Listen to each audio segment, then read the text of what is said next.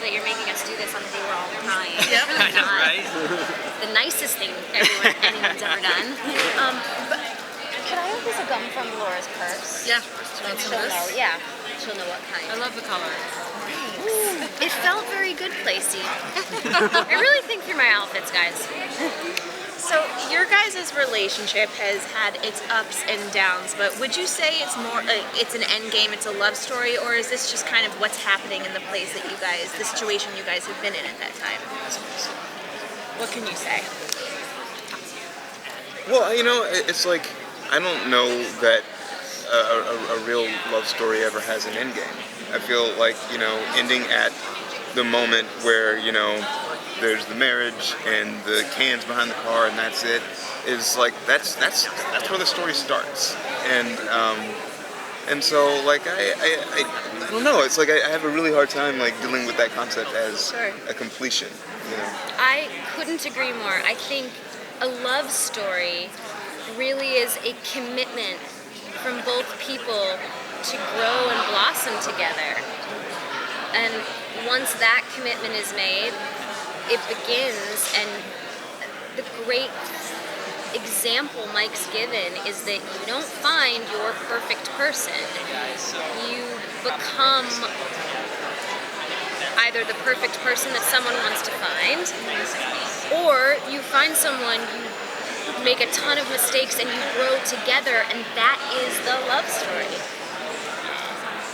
Can you talk about closing your individual character arcs in this final season? Like your character's journey from where we started in the first episode to where we're getting to see you guys at the end? Well, I mean, I think that, I won't really go, obviously, into anything this season, but I will say that, I feel like we've seen Chidi sort of become somewhat less rigid, and I think that's really due almost in its entirety to his relationship with Eleanor. And, so it's, I feel like, that's kind of, that's sort of, I think the biggest thing for him is to sort of like, really like make those on your feet in the moment decisions, be front footed in like what's the right thing to do right now? How do you sweep your side of the street rather than living according to some rules that some guy wrote a long time ago? I think that's the sort of thing I've kind of navigated. I'm sorry. I was going to say, I think what I've loved about Eleanor is that she started out feeling like everyone was against her. Something had happened to her.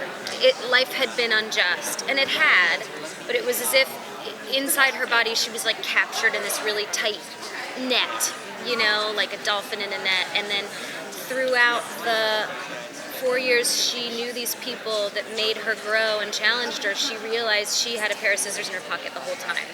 And then she wasn't waiting for someone to cut her out of the net. She had it, all the answers. And it's not a key to a cage she can open. It is a series of tiny snips, and that is how your heart stops hurting and your soul feels better and you feel confident about who you are. And by the end of this show, where we are right now even, I like that Eleanor likes herself. I like that Eleanor started out hating everybody else, held a mirror up, and said, oh, I could be the one to change. Maybe I'm the common denominator. That to me is an incredible life lesson that I will teach my kids. It's like tough love. No, maybe you're the common denominator. Take a minute just to consider it.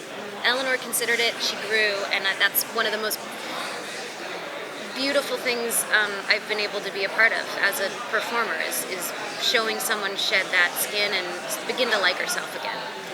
Thank you, everyone. We have to